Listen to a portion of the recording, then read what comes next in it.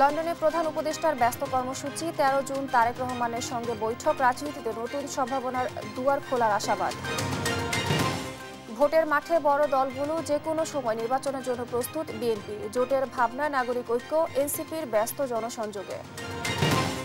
পবিত্র হজ শেষে দেশে ফিরতে শুরু করেছে হাজিরা। সরকারি ব্যবস্থাপনা নিয়ে সন্তোষ। ফিরতি ফ্লাইট চলবে 10 জুলাই পর্যন্ত।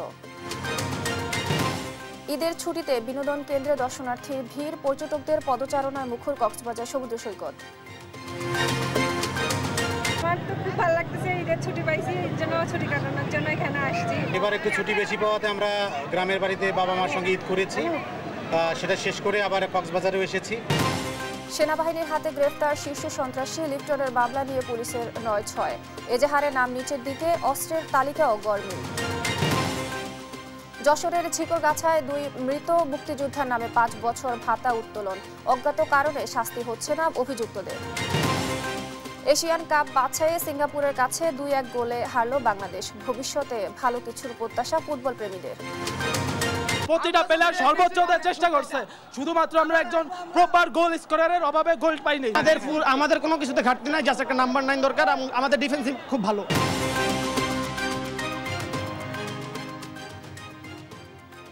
দেখছিলেন শিরোনাম সংবাদ সকালের সঙ্গে আছে আমি স্নিগ্ধা খান। এবার বিস্তারিত। প্রধান উপদেষ্টা অধ্যাপক মোহাম্মদ ইউনূসের সঙ্গে সাক্ষাৎ করেছেন কমনওয়েলথের মহাসচিব শার্লি আয়রকর বোচোয়ে। মঙ্গলবার রাতে লন্ডনের একটি হোটেলে এই সাক্ষাৎ হয়। প্রধান উপদেষ্টার প্রেস উইংয়ের পাঠানো এক বার্তায় বিষয়টি জানানো হয়েছে। সাক্ষাতে কমনওয়েলথ মহাসচিব জানায়, আগামী বছর প্রতিশ্রুত সাধারণ নির্বাচনের আগে রাজনৈতিক সংস্কারে বাংলাদেশকে সহায়তা করতে আগ্রহী সংস্থাটি। এ সময় তিনি বলেন, বর্তমানে সদস্য দেশগুলোর মধ্যে বার্ষিক বাণিজ্য প্রায় 850 বিলিয়ন মার্কিন ডলার এবং আগামী বছরগুলোতে এটি কমপক্ষে $1 ট্রিলিয়ন উন্নীত করার পরিকল্পনা রয়েছে। জানান, কমনওয়েলথের অনেক সদস্য জলবায়ু পরিবর্তনের কারণে ক্ষতিগ্রস্ত। তাই 1.5 বিলিয়ন তরুণকে বিভিন্ন কর্মকাণ্ডের সম্পৃক্ত করার চেষ্টা করছে কমনওয়েলথ। এ সময় জাতীয় নিরাপত্তা উপদেষ্টা খলিলুর রহমান, প্রধান উপদেষ্টার বিশেষ দূত লুৎফে সিদ্দিকী, এসডিজি বিষয়ক সিনিয়র সচিব লামিয়া মোর্শেদ এবং যুক্তরাজ্যে বাংলাদেশের হাইকমিশনার আবিদা ইসলাম উপস্থিত ছিলেন।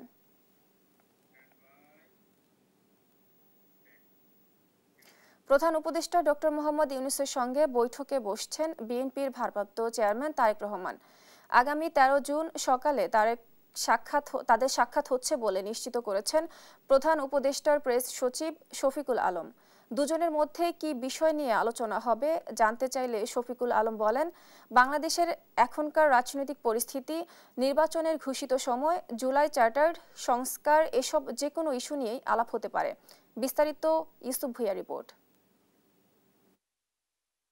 মঙ্গলবার যুক্তরাজ্যের স্থানীয় সময় দুপুর 12টায় এয়ারবাসের সঙ্গে বৈঠকে অংশ নেন প্রধান উপদেষ্টা ডক্টর মোহাম্মদ ইউনূস। দুপুর 12:30টায় ম্যানজিস এভিয়েশনের সঙ্গে বৈঠকে বসেন ডক্টর ইউনূস। প্রধান উপদেষ্টার প্রেস সচিব শফিকুল আলম এসব তথ্য জানান। এরপর দুপুর 2টায় অল পার্টি পার্লামেন্টারি গ্রুপ সৌজন্য সাক্ষাৎ করলেও সেখানে টিউলিপ সিদ্দিকী ছিলেন না। তবে টিউলিপ সিদ্দিকীর চিঠি পেয়েছেন বলেও জানান তিনি। আমরা চিঠি পেয়েছি, একটা চিঠি এসছে না। চিঠির বিষয় হচ্ছে যে এটা একটা লিগ্যাল ইস্যু এবং এটা লিগ্যাল ওয়েতে অ্যাড্রেস করা হবে। 13 জুন সকালে লন্ডনে প্রধান উপদেষ্টা ডক্টর মোহাম্মদ ইউনূসের সঙ্গে বৈঠকে বসছেন বিএনপির ভারপ্রাপ্ত চেয়ারম্যান তারেক রহমান। দুজনের মধ্যে কি বিষয় নিয়ে আলোচনা হবে তা জানতে চাইলে শফিকুল আলম বলেন, আলোচনার বিষয় তারাই ঠিক করবেন। তবে বাংলাদেশের এখনকার রাজনৈতিক পরিস্থিতি, নির্বাচনের ঘোষিত সময়, জুলাই চার্টার সংস্কার, এসব যে কোনো ইস্যু নিয়ে আলোচনা হতে পারে। তারেক রহমান হচ্ছে বাংলাদেশের এখন বিগেস্ট পলিটিক্যাল পার্টির উনি লিডার। আর প্রফেসর ইউনূস তো আপনি জানেন যে উনি ইন্টারিম গভর্নমেন্টের প্রধান।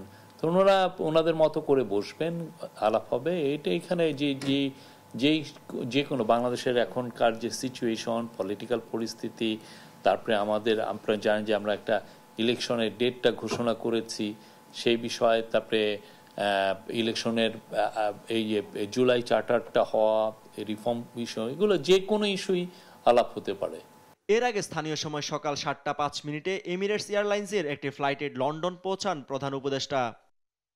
প্রধান উপদেষ্টার প্রেস উইং জানিয়েছে, এই সফরে প্রধান উপদেষ্টা বাকিংহাম প্যালেসে ব্রিটিশ রাজা তৃতীয় চার্লসের সঙ্গে দেখা করবেন। রাজার হাত থেকে তিনি কিং চার্লস হারমোনি অ্যাওয়ার্ড গ্রহণ করবেন। ইউসুফ ভুঁইয়া, দেশ টিভি, ঢাকা। প্রধান উপদেষ্টা ডক্টর মোহাম্মদ ইউনূসের সঙ্গে বিএনপির ভারপ্রাপ্ত চেয়ারম্যান তারেক রহমানের বৈঠক রাজনৈতিক সংকট উত্তরণের পাশাপাশি রাজনীতিতে নতুন দিগন্তের সূচনা করবে বলে মনে করেন বিএনপির মহাসচিব মির্জা ফখরুল ইসলাম আলমগীর। মঙ্গলবার রাজধানীর গুলশানে সাংবাদিকদের সঙ্গে আলাপকালে এসব কথা বলেন তিনি। আরও জানাচ্ছেন সহকর্মী মোহাম্মদ আলাউদ্দিন।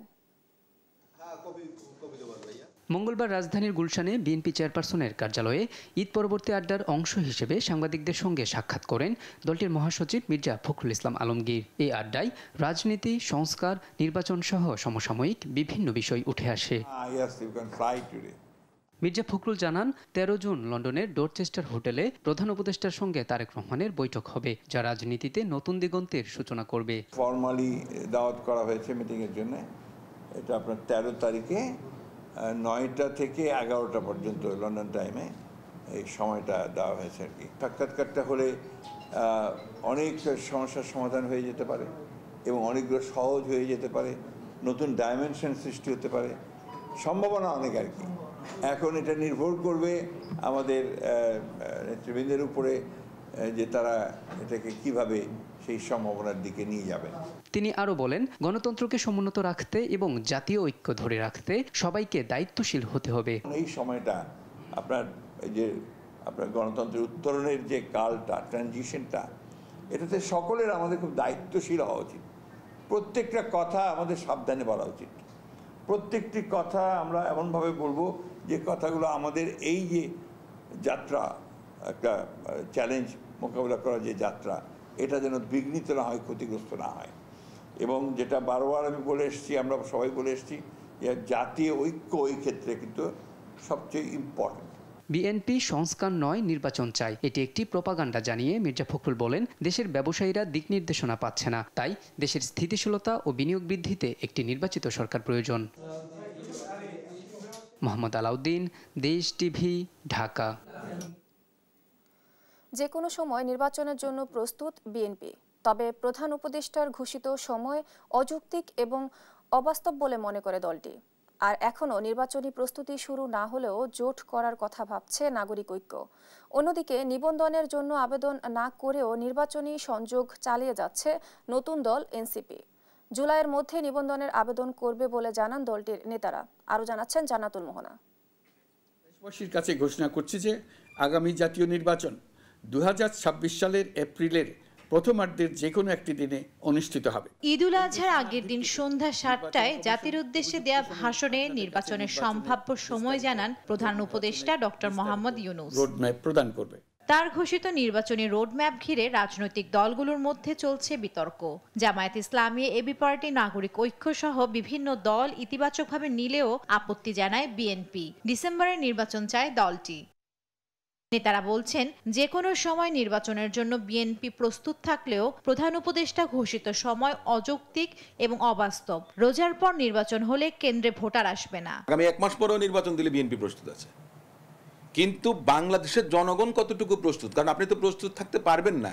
আপনি কখন ডিক্লেয়ার করবেন তফসিল, আপনি কখন ক্যাম্পেইন করবেন? কি মানুষ কি তারাবি পড়বে, ইফতার করবে, নাকি আপনার সারাদিন রোজা রেখে ক্লান্ত পরিশ্রান্ত হয়ে ঘরে বসে থাকবে? তাহলে তো আপনার উৎসব মুখর পরিবেশে আপনার নির্বাচন হবে না। সঙ্গত কারণেই আপনার ভোটাররা ভোট কেন্দ্রমুখী হবেন না। এদিকে নির্বাচন মাথায় রেখে জোট গড়ার চিন্তা করছে নাগরিক ঐক্য। বিএনপির সঙ্গে এবারও জোটবদ্ধ হবেন কিনা জানতে চাইলে দলটির সভাপতি মাহমুদুর রহমান মান্না বলেন, এ নিয়ে এখনো সিদ্ধান্ত হয়নি। আমরা যে পরিবর্তন চাই, যেরকম করে চাই, সেই লক্ষ্যে যাদের সাথে যেতে পারবো তাদের সাথে যাব, কিন্তু নতুন নতুন যারা আছে তাদের সাথে কি রিলেশন হবে, এইটা তো আমরা এই সবাই বলবো, তাদের সাথে কথা বলবো, দেখবো, অবজার্ভ করবো। নির্বাচনের রোডম্যাপ ঘোষণা হলেও এখনো নিবন্ধনের আবেদনই করেনি জাতীয় নাগরিক পার্টি এনসিপি। তবে দলটির নেতারা জানান, নিবন্ধনের জন্য প্রয়োজনীয় কার্যক্রমে পিছিয়ে নেই। জুলাইয়ে আবেদন করার পাশাপাশি সারা দেশে কর্মসূচি চালানো হবে। 80 ভাগ না 90 ভাগ কাজ সম্পন্ন। আর নিবন্ধনটা একটা টেকনিক্যাল বিষয়। নিবন্ধনের জন্য তো আমাদের অন্যান্য কার্যক্রম পিছিয়ে থাকবে না বা থমকে থাকবে না। আমরা সারা দেশে কমিটিগুলো হচ্ছে এবং সেখানে মানুষের সাথে জনসংযোগ করছি। সে জুলাই মাসকে কেন্দ্র করে সারা দেশ এবং ঢাকাতে অনেকগুলো কর্মসূচি থাকবে। জান্নাতুল মোহনা, দেশ টিভি, ঢাকা। শুরু হয়েছে ফিরতি হজ ফ্লাইট, চলবে আগামী 10 জুলাই পর্যন্ত। মঙ্গলবার সকাল 11টায় সৌদি এয়ারলাইন্সের ফ্লাইটে 369 জন হাজি ঢাকা অবতরণ করেন। এদিন 7টি ফ্লাইটে 2500-এর বেশি হাজি দেশে ফেরেন বলে জানান শাহজালাল বিমানবন্দরের নির্বাহী পরিচালক group captain SM Ragib Samad. Alimuzzaman সাপওয়ানের রিপোর্ট। মঙ্গলবার সকাল 11টায় সৌদি এয়ারলাইন্সের ফিরতি হজ ফ্লাইট SV3803 করে ঢাকায় পৌঁছেছেন 369 জন হজযাত্রী। শাহজালাল বিমানবন্দরে অবতরণের 40 মিনিট পর একে একে বেরিয়ে আসে হজযাত্রীরা। এ সময় প্রিয়জনকে কাছে পেয়ে আবেগ আপ্লুত হয়ে যান স্বজনেরা।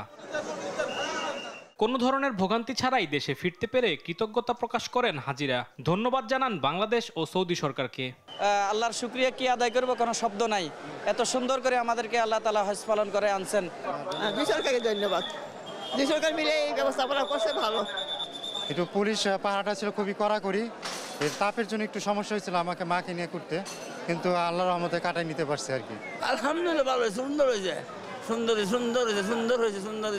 বিমানবন্দরে যাত্রীদের শুভেচ্ছা জানিয়ে শাহজালাল বিমানবন্দরের নির্বাহী পরিচালক group captain SM Ragib Samad বলেন, আজ সর্বমোট 7টি ফ্লাইটে 2500-এর বেশি হজযাত্রী ঢাকায় ফিরবে। আজকে প্রথম ফ্লাইটে আমরা 369 জন সম্মানিত হজযাত্রী হজ শেষে প্রত্যাবর্তন করেছেন এবং আজকে আরও প্রায় 6টা, সর্বমোট 7টা হজ ফ্লাইট পরিচালনা করা হবে এবং ধারণা করা হচ্ছে যে 2500-এর উপরে সম্মানিত হজযাত্রী আজকে প্রত্যাবর্তন করবেন। এবছর হজের ফিরতি ফ্লাইট আগামী 10 জুলাই পর্যন্ত চলবে বলে জানান তিনি। আলিমুজ্জামান সাফওয়ান, দেশ টিভি, ঢাকা। ঈদের ছুটিতে রাজধানীর বিনোদন কেন্দ্রগুলোতে ছুটে যাচ্ছেন নগরবাসী। হাজারো মানুষের উপস্থিতিতে এসব কেন্দ্র এখন উৎসব মুখর। দুপুরের পর থেকেই ফাঁকা ঢাকায় প্রিয়জনদের নিয়ে দল বেঁধে ঘুরতে বের হচ্ছেন আনন্দপ্রিয় মানুষ।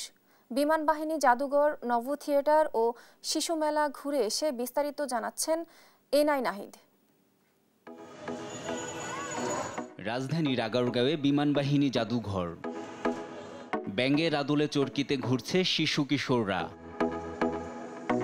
কেউ আবার ঘুরছে জিরাফাকৃতির ট্রেনে। শিশু কিশোরদের আনন্দ মাখা চেহারায় খুশি পরিবারের সবাই। ঈদের চতুর্থ দিনে এভাবেই পরিবার পরিজন নিয়ে রাজধানীর বিনোদন কেন্দ্রগুলোতে ঘুরছেন নগরবাসী। খোলামেলা দেখে যদিও ঈদের ছুটি আসলে ঢাকা শহরে যে জায়গাগুলো আছে তুলনামূলকভাবে এই জায়গাটা বেশ ভালো এবং সুন্দর, কোয়ালিটি টাইম স্পেন্ড করার জন্য বেশ ভালো। আসলাম, মেয়ে অনেক মজা পেয়েছে, রাইড উঠতেছে, এটাতে উঠবো বলতেছে, অনেক ভালো লেগেছে। এখানে ফ্যামিলি সহকারে খুব অনেক পরিবেশ ভালো এবং সিকিউরিটি লেভেলটা অনেক ভালো। এখন ঈদের সময় আসলাম বাচ্চাদের নিয়ে একটু খোলামেলা জায়গায়, একটু স্পেস হচ্ছে, বাচ্চাদের রাইডগুলো চড়ার আর সিকিউরিটি ভালো, যার কারণে অন্যদিকে না গিয়ে এখানেই এজন্য ঘুরতে আসা। ঈদের ছুটি শেষ করে অনেকেই এখনো ফেরেনি, তাই ঢাকা অনেকটাই ফাঁকা। এর মধ্যেও নানা বয়সীদের সমাগম ছিল বিমান বাহিনী জাদুঘরে। ছিল উৎসব মুখর পরিবেশ। জায়গাটা অনেক বেশি সুন্দর, সবাই জায়গায় ছবি তুলতে আসছে, আমার কাছে অনেক বেশি ভালো লাগে, তাই আমি আরেকবার আসছি। এখানে এসে ভালোই লাগছে, বিমান টিমান আসছে দেখলাম, ভালোই একটা জায়গা, তো ফ্যামিলিকে নিয়ে আসার মতো একটা জায়গা। ঈদটা অনেক সুন্দর কেটেছে, ঈদের পরে এত সুন্দরভাবে, এত জায়গাটা খুবই সুন্দর, অনেক জিনিস শেখা হলো, অনেক জিনিস দেখা হলো, নতুন কিছু সম্পর্কে জানা হলো। আমার অনেক ভালো লেগেছে রাইডটাতে চড়ে, আমি একবার চড়েছি, আবার চড়েছি আর কি। বিকেলটা রঙিন করতে অনেকেই ভিড় করেন বিজয় সরণিতে নভ থিয়েটারে। ভেতরে মহাবিশ্বের আশ্চর্য নিদর্শন, বাইরে তাই লাইনে দাঁড়ানো উৎসুক মানুষ। সবার মুখে ঈদের আনন্দ অনুভূতি। ঈদের আনন্দ উপভোগ করতে তীব্র গরম উপেক্ষা করেও শ্যামলীর শিশু মেলাতেও ঘুরেছেন নানা বয়সীরা। এনআই নাহিদ, দেশ টিভি, ঢাকা।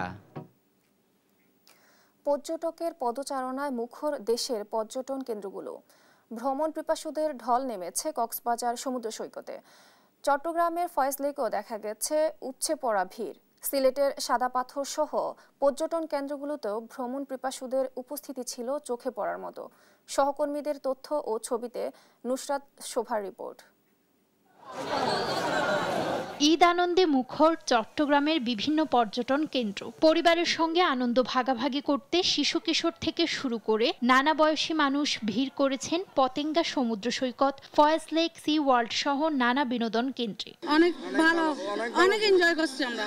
এখনো তো ওভাবে প্ল্যানিং করা হয়নি, এখন ফয়েজ লেক আসলাম, দেখা যাক আর কোথাও যাওয়া হয় কিনা। আমরা সপরিবারে বাচ্চা কাচ্চা সহ শুধু রংপুর থেকে আসছি ফয়েজ লেকে ঈদ আনন্দটা উপভোগ করার জন্য।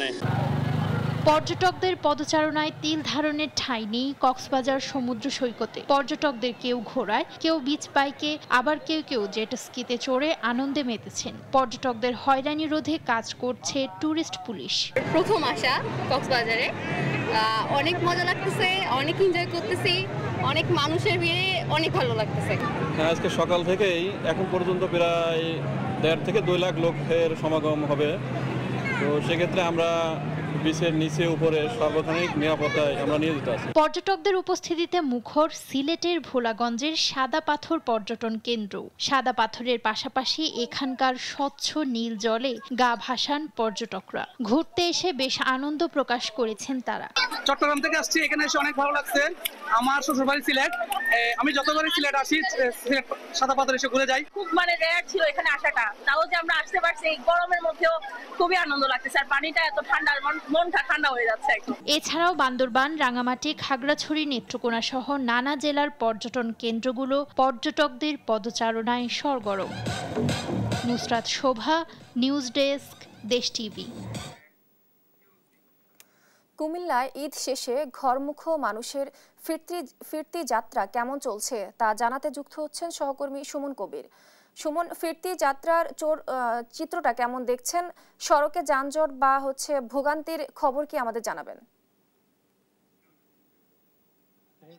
আপনি যেটা বলছিলেন, কুমিল্লা ঢাকা চট্টগ্রাম মহাসড়ক আছে, সকাল থেকে আমরা দেখেছি প্রতিটি বাস স্ট্যান্ডেই যাত্রীদের আছে চাপ। এবং সেদিক থেকে বলি, কুমিল্লা ঢাকা চট্টগ্রাম মহাসড়ক কোনো ধরনের যানজট নেই, তবে নির্বিঘ্নে সকালে ফিরছেন এবং নির্দিষ্ট সময়ে সব বাসগুলো ছেড়ে যাচ্ছে।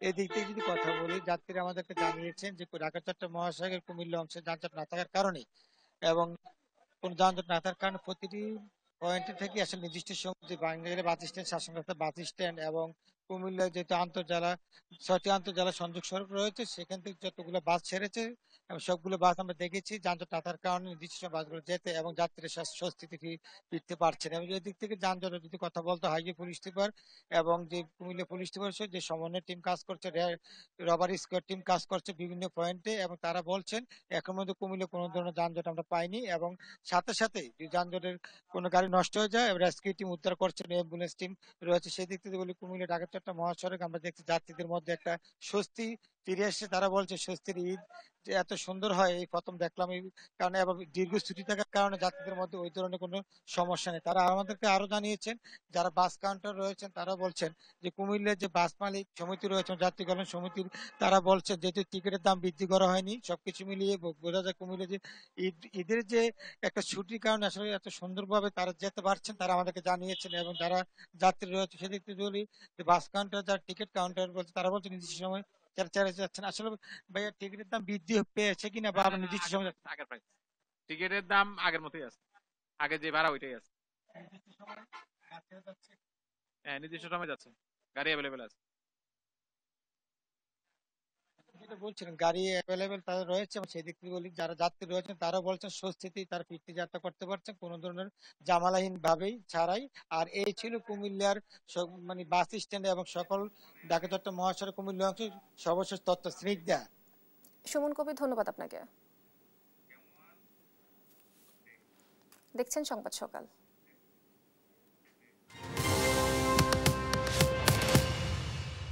রাজধানীর দয়াগঞ্জে মাদক বিরোধী অভিযানে 10 কেজি গাঁজা, 3000 পিস ইয়াবা, বিপুল পরিমাণ হেরোইন ও দেশীয় অস্ত্রসহ 4 জনকে আটক করেছে যৌথ বাহিনী।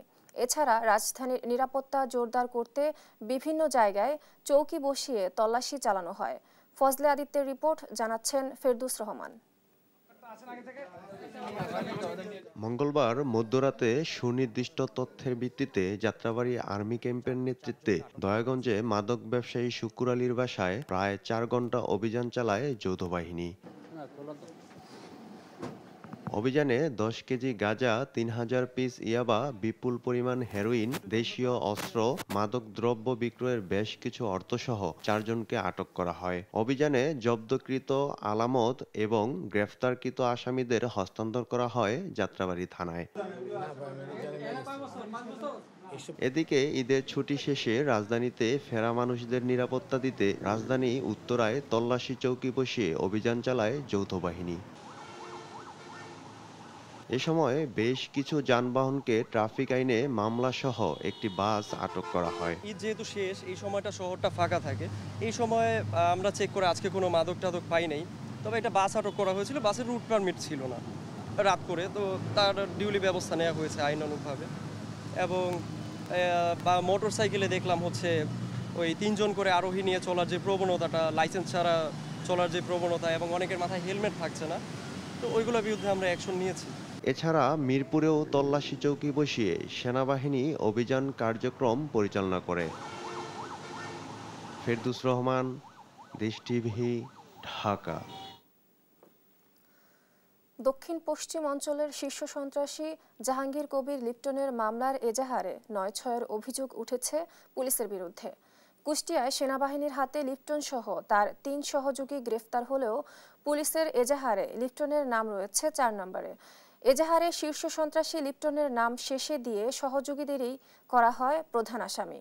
উদ্ধার করা অস্ত্রতেও পুলিশের তালিকায় রয়েছে গরমিল। নাহিদ হাসান, তিতাসের রিপোর্ট। শীর্ষ সন্ত্রাসী লিপ্টন ও তার 3 জন ঘনিষ্ঠ সহযোগীকে গ্রেপ্তার করা হয়। 6টি বিদেশি পিস্তল এবং একটি বিদেশি লং ব্যারেল গান সহ 10টি পিস্তল ম্যাগাজিন, 33 রাউন্ড 9mm অ্যামুনিশন। গত 6 জুন ভোরে কুষ্টিয়া সদর উপজেলার দুর্বাচারা এলাকার বাড়ি থেকে দক্ষিণ পশ্চিম অঞ্চলের শীর্ষ সন্ত্রাসী জাহাঙ্গীর কবির লিপ্টনকে 3 সহযোগী সহ গ্রেপ্তার করে সেনাবাহিনী। এ সময় 6টি বিদেশি পিস্তল, একটি ব্যারেল গান সহ বিপুল পরিমাণ গোলাবারুদ উদ্ধার করা হয়। তবে পুলিশের এজাহার বলছে ভিন্ন কথা। সেনাবাহিনী প্রেস ব্রিফিংয়ে লিপ্টনকে শীর্ষ সন্ত্রাসী হিসেবে উল্লেখ করলেও পুলিশের এজাহারে লিপ্টনের নাম শেষে দিয়ে সহযোগীদেরই করা হয়েছে প্রধান আসামি। উদ্ধার হওয়া অস্ত্রতেও পুলিশের তালিকায় রয়েছে গরমিল। জানিয়ে জেলা জুড়ে চলছে আলোচনা সমালোচনা। তো 60টা অস্ত্রের ভিতরে একজনের 5টা করে দিল, লিপ্টনকে 2টা দিল। লিপ্টন হবে 1 নম্বর আসামি, লিপ্টন কেন হইলে হচ্ছে 4 নম্বর আসামি। অবশ্যই পুলিশের কাছে দিই, তার কারণ সে আছে শিশু, সে আছে গডফাদার, কারণ সেই তো আছে প্রথম, তার সাথে যেগুলো সেগুলো ছেলাফেলা। স্থানীয়রা বলছেন আওয়ামী লীগ সরকারের আমলে আওয়ামী লীগের বড় বড় নেতাদের সাথে সখ্যতা গড়ে তুলে গুম খুন অস্ত্রবাজির মাধ্যমে কুষ্টিয়া সহ আশপাশের কয়েকটি জেলায় লিপ্টন গড়ে তুলেছিলেন ত্রাসের রাজত্ব। 5 আগস্ট আওয়ামী লীগ সরকার পতনের পর যোগ দেন বিএনপি নেতা জাকির সরকারের সঙ্গে, আবারও সক্রিয় হন অপরাধ জগতে। লিপ্টনের দৃষ্টান্তমূলক শাস্তি সহ এজাহার 9/6-এর সাথে জড়িতদের বিরুদ্ধে ব্যবস্থা নেওয়ার দাবি তাদের। এই সমাজের ভিতরে বহুত বিশৃঙ্খলা কাজ করেছে। বিএনপির সাথে সে জড়িত হয়ে আবার সে বিএনপির নেতা পর্যায়ের সাথে নিয়ে সে এই কার্যকলাপ চালিয়ে যাচ্ছে। ও কখনো আমলিগ কখনো বিএনপি। আমলিগ ক্ষমতায় ছিল তখনও খুব চালাইছে, লোকজনের উপর অত্যাচার করেছে, আমার নিজের উপরেও খুব অত্যাচার করেছে। তবে মামলার এজাহার নিয়ে কোনো সদুত্তর নেই পুলিশের কাছে, দিচ্ছেন গোজামিলে বক্তব্য। লিপ্টনের পাঠ পেলে ওখানে বেশি, তার ভূমিকা, তার বাড়িতেই সবকিছু হয়েছে, অন্যান্য আসামিরা তার বাড়িতে, অন্যান্য অস্ত্র তার বাড়ির থেকে, শুধুমাত্র একটা অস্ত্র নিয়ে বাড়ির থেকে হয়েছে। সুতরাং এখানে তার এজাহার গর্বের বিষয়টা এখন মূল বিষয় দাঁড়াবে। এখানে সে শেষের দিকে থাকাতে সে কোনো সুযোগ সে পার সুযোগ নাই। শীর্ষ সন্ত্রাসী লিপ্টনকে প্রধান আসামি না করে সহযোগীদের আসামি করাই জনমনে দেখা দিয়েছে নানা প্রশ্ন। তাদের অভিযোগ মামলায় প্রভাব বিস্তার করছেন লিপ্টনের ছোট ভাই সরকারের উপসচিব আলমগীর কবির। নাহিদ হাসান, তিতাস, দেশ টিভি, কুষ্টিয়া। যশোরের ঝিকরগাছা উপজেলার 2 জন মৃত মুক্তিযোদ্ধাকে জীবিত দেখিয়ে টানা 5 বছর ধরে ভাতা উত্তোলনের অভিযোগ উঠেছে সোনালী ব্যাংকের এক কর্মকর্তা ও কয়েকজন মুক্তিযোদ্ধার বিরুদ্ধে। ঘটনা জানাজানি হলে উপজেলা প্রশাসন ও ব্যাংকটির অডিট কমিটির দীর্ঘ তদন্ত শেষে ব্যাংক কর্মকর্তা জাহাঙ্গীর আলমকে দায়ী করে রিপোর্ট দেয়। কিন্তু অজ্ঞাত খুঁটির জোরে তার বিরুদ্ধে নেওয়া হয়নি স্থায়ী শাস্তিমূলক কোনো ব্যবস্থা। সালাউদ্দিন সাগরের 2 পর্ব অনুসন্ধানী প্রতিবেদনের আজ প্রথম পর্ব। জাহাঙ্গীর আলমের অপকর্মের হাতেখড়ি সাবেক বিদ্যুৎ প্রতিমন্ত্রী রফিকুল ইসলামের অ্যাকাউন্ট থেকে 1,10,000 টাকা চুরি দিয়ে 2013 সালে প্রতিমন্ত্রী চেক চুরি ও স্বাক্ষর জাল করে ব্যাংক থেকে এই টাকা আত্মসাৎ করেন তিনি। একই বছর ডিসেম্বরে শুরু করেন মৃত মুক্তিযোদ্ধা ওয়ালিউর রহমান ও মুক্তিযোদ্ধা আব্দুল জলিলের স্ত্রী মৃত আমেনা খাতুনের মুক্তিযোদ্ধা ভাতার টাকা উত্তোলন। টানা 5 বছর ধরে টাকা তোলার পর 2018 সালের জুন মাসে ধরা পড়ে জাহাঙ্গীরের জালিয়াতি। তদন্তে বেরিয়ে আসে প্রায় 10 লাখ টাকা আত্মসাতের ঘটনা। তার এ কাজে সহযোগী স্থানীয় মুক্তিযোদ্ধা দীনেশ চন্দ্র মিস্ত্রি ও খন্দকার আব্দুর রাজ্জাক। আম্মা মারা যাওয়ার পরে বললে কি বইতে টাকা উঠবে না, দীনেশ সাকুব আমাদের বইটা নিয়ে গেছিল। যার পরে বলে কি যে আপনার আম্মার বই জীবিত আছে আইজো, তাহলে 2 বই থেকে টাকা এভাবে আপনারা তুলিছেন। বললো এই যে তাহলে এই বইতে যে টাকাটা উঠেছে এই টাকাটা জমা না দেওয়া পর্যন্ত বই চালু, আপনাদের বইটা চালু হবে না। তবে অভিযুক্ত দীনেশ এমন ভান করেন যেন কিছুই জানেন না তিনি।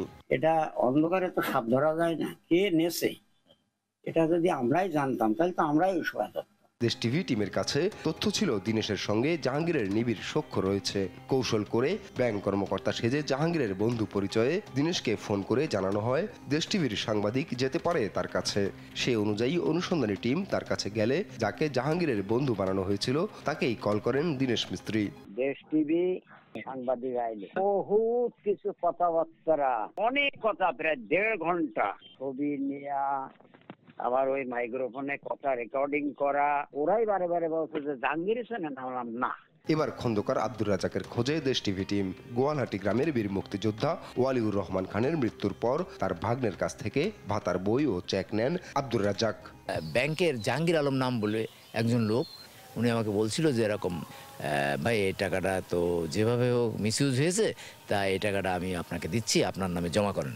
বই খাতা জমা দিচ্ছি রাজ্জাকের কাছেই। রাজ্জাককে আমি 1 নম্বর দোষী ভাববো। জাহাঙ্গীর যেহেতু আমাকে অফার যখন দিয়েছে তখন জাহাঙ্গীরের সঙ্গে সংশ্লিষ্ট আমি ভাবি। তবে পারভেজের সব অভিযোগ অস্বীকার করেন রাজ্জাক। যার কোনো শরিক নাই সেখানে বই চেক নেওয়ার কোনো প্রশ্নই ওঠে না। তথ্য মিলেছে 2020 সালে তৎকালীন গঙ্গানন্দপুর ইউনিয়ন চেয়ারম্যান বদরুদ্দিন বিল্টুর কাছে উপজেলা প্রশাসন ও ব্যাংকের আলাদা টিম গোপনে অডিট করতে গেলে রাজ্জাক মৃত মুক্তিযোদ্ধা ওয়ালিউর রহমানের বই ও চেক নেওয়ার কথা স্বীকার করেন। নিজেই ওই সময় বললো যে আমি ওই না ওনাদের হিন্দু ভদ্রলোক আছে দিগলগাছায়, কি যেন নাম, দীনেশ চন্দ্র মিস্ত্রি না কি যেন, বললো আমি ওনার কাছে দিয়ে দিয়েছি, আমরা সমাজসেবায় জমা দিয়ে দিয়েছি। সমাজসেবা অফিস এবং মুক্তিযোদ্ধা এবং অফিসার 3টে সমষ্টিগতভাবে জড়িত না থাকলে এই অকারেন্স করতে পারবেন। ব্যাংক কর্মকর্তা জাহাঙ্গীর আলমের অর্থ আত্মসাৎ সিন্ডিকেটে মুক্তিযোদ্ধাদের সম্পৃক্ততার আরও তথ্য পায় দেশ টিভি। তৎকালীন ঝিকরগাছা উপজেলা সমাজসেবা কর্মকর্তা, বর্তমান আঞ্চলিক প্রশিক্ষণ কেন্দ্র সমাজসেবা অধিদপ্তর খুলনার সহকারী পরিচালকের সঙ্গে যোগাযোগ করলে মুক্তিযোদ্ধাদেরও দায়ী করেন তিনি। মুক্তিযোদ্ধা কমান্ডাররা একদম তাদের কাছেই তাদের নিজস্ব সম্পদ বলে এর ফাইল, এর বই, এর সবকিছু কিন্তু তাদের কাছে থাকতো। তারা যদি বলে যে অমুক মারা গেছে তাহলে মারা গেছে, তারা যদি বলে না অমুক মারা যায়নি তাহলে মারা যায়নি। তবে থেমে থাকেনি দেশ টিভি টিম, চালিয়ে যায় অনুসন্ধান। সেই রহস্য উন্মোচন ঘটবে 2য় পর্বে। নিউজ ডেস্ক, দেশ টিভি। দেখছেন সংবাদ সকাল। বর্বর ইসরায়েলি বাহিনীর আগ্রাসনে আরও 70 ফিলিস্তিনির রক্তে ভিজেছে গাজা উপত্যকা। আহত অন্তত 200 জন। মঙ্গলবার ত্রাণ নিতে আসা ক্ষুধার্ত ফিলিস্তিনির উপর গুলি চালায় ইসরায়েলি সেনারা। দখলদারের হামলায় যুক্তরাষ্ট্রের সমর্থিত ত্রাণ সহায়তা কেন্দ্রে নিহত হয় শিশুসহ অন্তত 20 জন। এছাড়া তথাকথিত নেতজারিম করিডোরের কাছে ত্রাণ বিতরণ কেন্দ্র গুলিবিদ্ধ হয়ে প্রাণ হারান আরও অনেকে। গাজা প্রশাসনের দাবি, গেল 27 মে থেকে জিএইচএফ এর ত্রাণ নিতে এসে এ পর্যন্ত প্রাণ হারিয়েছে 1.5 শতাধিক মানুষ। এবার আন্তর্জাতিক খবর। 315টি ড্রোন ও 60টি ক্ষেপণাস্ত্র দিয়ে কিয়েভে হামলা চালিয়েছে রাশিয়া। মঙ্গলবার ভোর পর্যন্ত চলতে থাকা হামলায় প্রাণ গেছে 200 জনের, আহত বেশ কয়েকজন। ড্রোনের আঘাতে একটি হাসপাতাল সহ ঐতিহ্যবাহী সেন্ট সোফিয়া চার্চ ক্ষতিগ্রস্ত হওয়ারও অভিযোগ তুলেছে ইউক্রেন। এর মধ্যেই 6000 সেনার মরদেহ হস্তান্তরের প্রস্তুতি চলছে বলে জানিয়েছে রাশিয়া। নীরব দাসের রিপোর্ট। কিয়েভের আকাশ জুড়ে ড্রোন আর ক্ষেপণাস্ত্র। মধ্যরাত থেকে মঙ্গলবার পর্যন্ত ইউক্রেনের রাজধানী কিয়েভ লক্ষ্য করে 315টি ড্রোন ও 60টি ক্ষেপণাস্ত্র ছোড়ে রাশিয়া। হামলায় ধ্বংস হয়ে যায় কিয়েভের ওদেশার বেশ কয়েকটি বেসামরিক ভবন। বিধ্বংসী শাহেদ ড্রোন আঘাত হানে হাসপাতালের মা ও শিশু বিভাগেও। এছাড়া ক্ষতিগ্রস্ত হয় ইউনেস্কোর স্বীকৃতিপ্রাপ্ত ঐতিহ্যবাহী সেন্ট সোফিয়া ক্যাথেড্রাল। 60টি জেলায় চালানো হামলায় বাড়ছে হতাহতের সংখ্যাও। এদিকে 2 শতাধিক ড্রোন সহ সব কয়টি ক্ষেপণাস্ত্র ভূপাতিতের দাবি জানায় কিয়েভ। তবে 40 কেজি বিস্ফোরক বহনে সক্ষম শাহেদ ড্রোনের আঘাতে বেশ কয়েকটি বেসামরিক স্থাপনায় আগুন লেগে যায়, যার নিয়ন্ত্রণে তৎপর হয় দমকল বাহিনী। ব্যবহার করা হয় হেলিকপ্টারও। দুর্ভাগ্যবশত আজ অনেকেই গৃহহীন হয়েছে। হাসপাতালেও আঘাত হেনেছে রাশিয়া। তারা হামলার পরিমাণ দিন দিন বাড়িয়ে চলেছে। এদিকে রাশিয়ার বেলগরদের একটি গ্যাস স্টেশন লক্ষ্য করে ড্রোন হামলা চালায় ইউক্রেন। এতে ক্ষতিগ্রস্ত হয় পাশে থাকা একটি সুপার শপ। হামলার পর রাশিয়ার উপর চাপ প্রয়োগ করতে ইউরোপ সহ যুক্তরাষ্ট্রের প্রতি আহ্বান জানিয়েছে ইউক্রেন। এ বিষয়ে আন্তর্জাতিক মিত্রদের সঙ্গে ফোন আলাপের কথা সামনে আনে ইউক্রেনের পররাষ্ট্র মন্ত্রণালয়। আজ সকালেই পররাষ্ট্রমন্ত্রী মিত্র দেশগুলোর সঙ্গে কথা বলেছেন। অপেক্ষা না করে রাশিয়ার উপর নিষেধাজ্ঞা জারির বিষয়ে আলোচনা করেছেন তিনি। অন্যদিকে রুশ সেনারা দখলকৃত অঞ্চল থেকে 20,000 শিশুকে জোরপূর্বক আটক করে রেখেছে বলে অভিযোগ তোলেন ইউক্রেনের সামরিক প্রধান। এর মধ্যেই নতুন করে বন্দি বিনিময় সহ 6,000 সেনার মরদেহ হস্তান্তরের খবর জানায় রাশিয়া। নীরব দাস, নিউজ ডেস্ক, দেশ টিভি। দেখছেন সংবাদ সকাল।